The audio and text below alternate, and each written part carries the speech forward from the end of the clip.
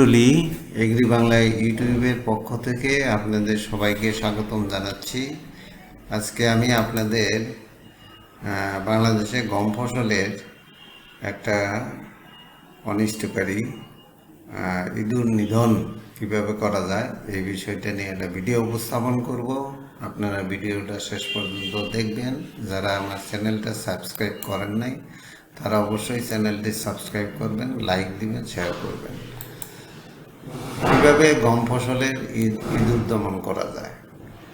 আপনারা জানেন যে গমে ইঁদুরে ব্যাপক ক্ষতি করে থাকে। অনেক কৃষক ইঁদুরের যন্ত্রণায় গমের আবাদি কমাই দিয়েছেন। তাদের জন্য এই ভিডিওটি কাজে লাগবে। আমি স্লাইডের মাধ্যমে বেশ কিছু প্রযুক্তি আপনাদের সামনে উপস্থাপন করছি। আচ্ছা, প্রথমত আসেন যে আমরা গম বপন করার আগে যদি ইঁদুর দমনের আগাম সতর্কতা অবলম্বন করা আমাদের দরকার।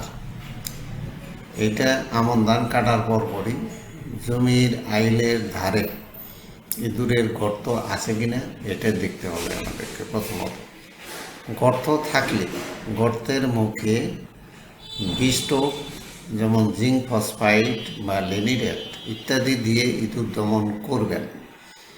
এবং ইঁদুর দমনে এরূপ আগাম ব্যবস্থার ফলে ইঁদুরের আক্রমণ কম হবে এবং ফসল রক্ষা পাবে।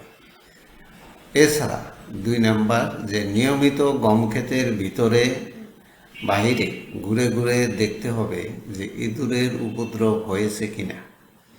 কাটা শীষ বা কাটা গাছের বিভিন্ন অংশ মাটির উপরে ছড়ানো ছিটানো আছে কিনা এই জিনিসটা আমাদের দেখতে হবে। পাশে আপনারা ছবিতে দেখছেন যে এই বিষটোপ দেওয়ার মাধ্যমে ইঁদুর নিধন করা হয়েছে এবং এই যে এটা ক্ষতিগ্রস্ত ইঁদুরের আক্রমণে গমের ক্ষেত আপনারা দেখতে পাচ্ছেন। এই ধরনের ক্ষতির লক্ষণ দেখলে সেই জায়গায় আপনারা বিষটোপটা ব্যবহার করবেন, তাহলে রেজাল্টটা ভালো পাওয়া যাবে।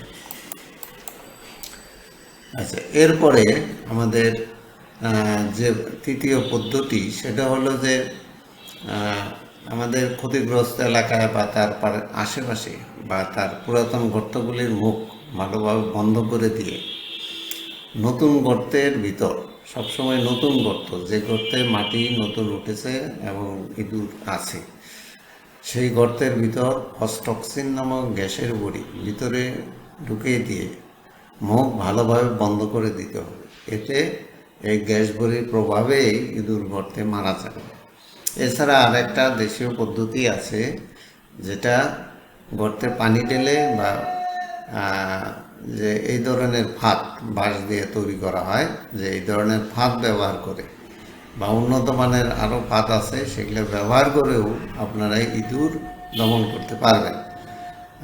যত শীঘ্র সম্ভব আপনি ইঁদুর দমন করবেন ততই আপনার লাভ, কারণ গম ফসলে ইঁদুরের ব্যাপক ক্ষতি হয়ে গেলে ওই ক্ষেত্রে অনেক ফলন কমে যায়। তাই এই ব্যবস্থাগুলি নিয়ে আপনারা করবেন। তাহলে মোটামুটি আপনারা যারা গম ফসলে ইঁদুর যন্ত্রণা উপভোগ করেন তারা এই পদ্ধতিগুলি অনুসরণ করবেন। আশা করি আপনারা ভালো রেজাল্ট পাবেন। ধন্যবাদ সবাইকে।